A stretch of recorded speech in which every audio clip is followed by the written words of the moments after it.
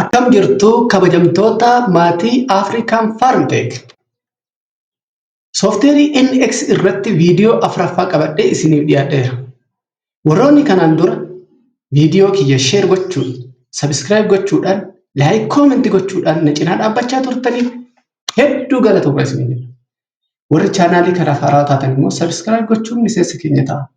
Namoota viidiyoon tun ni fayyaddi jettanii yaaddaniif immoo sheer godhaa. Waan sirreeffachuu qabdu jettan immoo koomentii gochuudhaan wacha keessan nurraa hin hambifatinaa jecha kallattii har'a ammoo mata duree barnootaa qopheeffadhetti isin geessa na hordofaa. Egaan kabajamtoota daawwattoota Afrikaan Farmtech viidiyoo keenya dabarsine keessatti Home taabii jalatti Construction Group Data Features kan jedhu bal'inaan fi gadi fageenyaan ilaalleera. Har'a ammoo itti fufiinsuma Construction Group kan ta'e Sketch ilaalla. Sketch jechuun 2D uumuudhaaf kan nu gargaaru, 2D immoo 3D uumuudhaaf nu gargaara.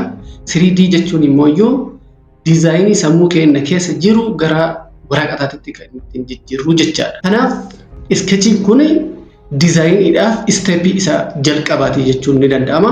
Kanaaf Sketch irratti kilik goona. Sketch irratti kilik goonu gaafiin jalqaba nu gaafatamnu maal inni Sketch kana maal irratti gootaadha? Pileen irratti gootamoo on page irratti gootaadha? Pileen jechuun akkuma viidiyoo sadaffaa YouTube kanarratti ilaallee irratti bifa barbaadneen, angilii barbaadneen, distaansii barbaadneen uumuu dandeenya pileenii. Yookaan immoo by default kan nu kennaman irratti kaasuu dandeenya jechaadha. On page jechuun immoo ergaa jalqaba Sketchii qabaannee Sketchii sanirra yookaan objektii qabaannee objektii sanirratti Sketch godhuu kan barbaadnu kan ta'u taate kan dalagudha. Kanaafuu inni kun on plane boodarraan dhufa jechaadha. Har'aaf kan ilaallu on plane. On plane erga filanneen booda optionii ammas nu kennamu jira. Innis maal inni principal planes irratti hojjetamoo sketchii kan kee sketchii plane mataa keetiin uumte irratti hojjetaa kan hojjetu jechuudha. Principal plane jechuun yoo planoonni lama waliif perpendicular ta'an jechuudha. Fakkeenyaaf front principal plane irratti yoo ilaalle x fi z plane waliif perpendicularidha. Yoo plane right side jedhu kanarratti ilaallu taate y fi z waliif perpendicularidha.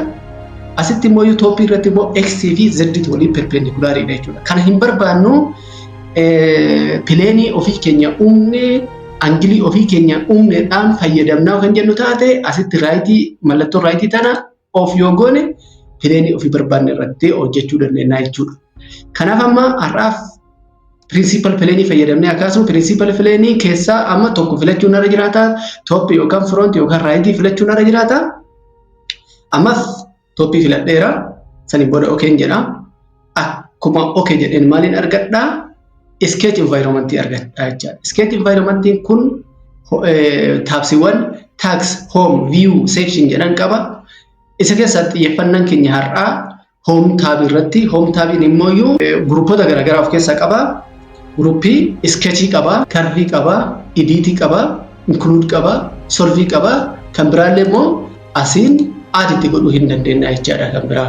Asitti tan arginu kun finish ta'etu tun sketchii erga uumneen booda gara 3D tti jijjiiruudhaaf kan itti fayyadamnudha. Isii sectioniin kun yookaan gruppiin kun erga sketch gooneen booda waan fayyadamnu waan ta'eef kallattiin amma immoo gara Sketchii jalqabaa keenya hojjechuuf kan paartii nu gargaaru taa'eenu isa inni kun immoo curvii. Curvii kana jalatti profaayilii jira, reektaangilii jira, sarkilii jira, arkii jira, hedduu jira jechuudha. Kanneen asitti mul'atan kana malee asitti more kan jedhu kana keessa seennee olaalle derived line jira, conic, ellipse, polygon, teeth curve kan jedhu jira. Isa malees yoo guutuu isaa bakka tokkotti ilaaluu kan barbaannu taate mallattoo kanarratti goonee as ni dhufna. Asirratti akkuma argitan ka asirratti mul'atan kana jira. Achiin immoo more gaaraarii kan jedhu keessa seennee curves yoo jenne kan hafan immoo asitti nutti mul'atu danda'a jechuudha. Akka barbaanne customize goonee asirratti fudhannee dandeenya. Kuni basic shapeota jechuudha. Profaayiliin akkamitti fayyadamna? Profaayiliin inni walitti makaa laayinii fi arkiiti. Kanaaf jalqaba laayinii fakkeenyaaf kaasne achiin booda immoo arkii barbaadnoo ta'e ark saniin booda laayin achiin booda arkii barbaadnoo ta'e haala kana diizaayinii kompleksii ta'aniif 2D isaa haala kanaan dalaguu hin dandeenya jechuudha. Yoo dhaabuu barbaanne immoo mallattoo X kanarratti kilik goonee dhaabna jechaadha. Kan kanatti aanee jiru immoo reektaangiliidha. Reektaangiliin kun akkuma asitti argitan karaa sadii reektaangilii uumuu dandeenya. Isaanis maal inni 2 point, 3 point fi from the center dha. 2 point jechuun kilik isarratti kilik goone point tokko lama. Fakkeenyaaf point tanaa fi tana gidduutti reektaangilii tokko uumuu qaba hoo kan jedhu taate asii kilik godhee san booda asittis dhufee point kanarratti point barbaadu sana kilik godhee reektaangilii point tanaa fi point tana of keessatti qabu uummadhee jira jechuudha. Kun dizaayinii hedduuf nu gargaara. 3 pointiin immoo point sadii wal qabsiifnee jidduu isaaniitti reektaangilii uumuuf kan nu gargaaru jedha. Fakkeenyaaf point tana fi tana akkasumas point tana gidduutti reektaangilii uumuu barbaade haala kanaan reektaangilii uumuu danda'a jechuudha. From the center kan jedhu immoo point takka sentarii godhannee fakkeenyaaf bakka kanarraa reektaangilii tokko uumuu barbaanne sentarii isaatirraa yookaan gara kanatti yookaan gara kanatti yookaan gara barbaannetti jedha goonee sentarii sanirraa nu deemaa jechuudha. Kana haala kanaan reektaangilii uumuu dandeenya jechuudha. Yoo isas yoo dhaabuu kan barbaadnu taate X irratti yookaan immoo mallattoo reektaangilii irratti kilik gochuudhaan dhaabuu dandeenya jechuudha. Kan inni itti aanu fiicharii sadaffaa kan inni itti aanu immoo sarkiliidha. Sarkilillee haala lamaan uumuu dandeenya. Circle from the center fi circle by 3 pointidhaan uumuu dandeenya jechuudha. Fakkeenyaaf circle from the point from the center centerii bakka kana godhanne akka barbaanne dimensionii barbaanneen hanga barbaanne goone dimensionii kennuu dandeenya. From 3 point kan immoo fakkeenyaaf waa sadii wal qabsiifnee gidduu sanitti circle uumuu barbaanne. Fakkeenyaaf centerii circle kanaatii fi centerii circle kanaa pointii rectangle kanaa TV point rectangle kanaa wal qabsiisee circle uumuu kan barbaadu taate circle by 3 pointidhaan uumaa jechuudha. Ana jiru immoo laayiniidha. Laayiniin kun cal jenneetumaan laayinii tokko daarekshinii barbaannetti haala kanaan laayinii barbaanne akka barbaannetti uumuudha jechuudha. Kun immoo arkiidha. Arkiinis karaa lamaan uumuu dandeenya.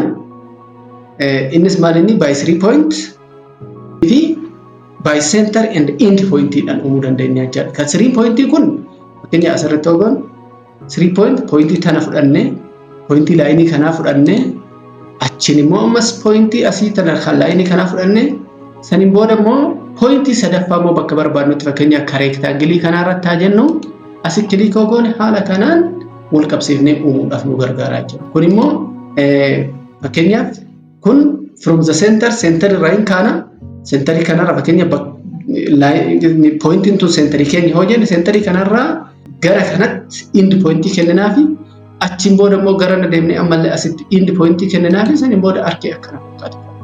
Barnoota keenya kanarraa asumarratti dhaabnaa yeroo itti aanutti immoo tuulota karbii keessa jiran kan biraa ilaallaa. Hanga sanitti nagaan naaf turaa. Chaanaalii keenya waliif sheer godhaa, laayik godhaa. Namoota barnoota kana barbaadan biraan gahaa isiniin jecha nagaan naaf ta'a.